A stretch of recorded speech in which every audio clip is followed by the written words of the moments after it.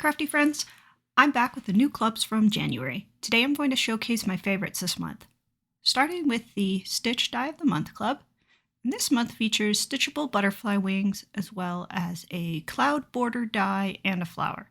And what I love about this set this month is that it comes with wing dies, so you don't have to stitch them at all if you prefer that version.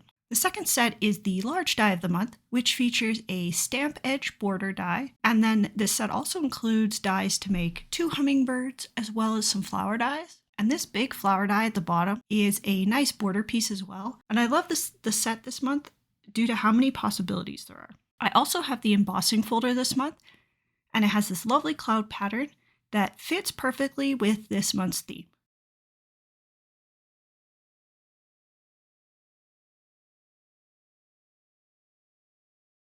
Lastly, I have the clear stamp of the month, and this set features a bunch of larger stamped sentiments such as hello, best wishes, and thank you, as well as some smaller sentiments like you're one of a kind and wishing you the best year. And when you subscribe to the Clear Stamp Club, you also get the coordinating dies, and I love having the dies available to give me more options with the sentiments. These are all available now individually, or you can get all the clubs together when you subscribe to the All Crates Club. And this year there are some changes to the clubs offered, so check out the links below to see if any of these clubs are for you.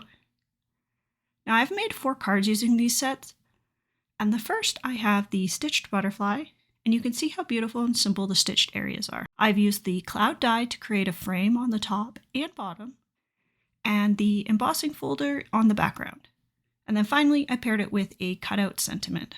The second butterfly card was made to show how the dies look without the stitched elements. And I also paired it with the flower that comes from this club.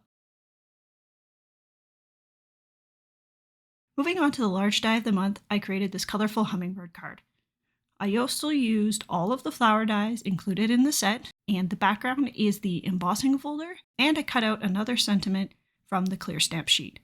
I chose to use the flower border die on the bottom to showcase how it lines up perfectly with the bottom of my card. The final card that I have made is a fun shaker card. I'm using another hummingbird, and this one is in the opposite direction from the one in the previous card. I used the stamp edge border die to create the frame for the shaker. I hope you've been inspired to create using the January 2026 clubs from Spellbinders.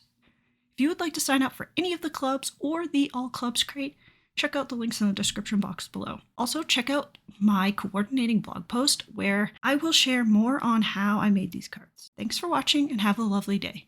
Bye!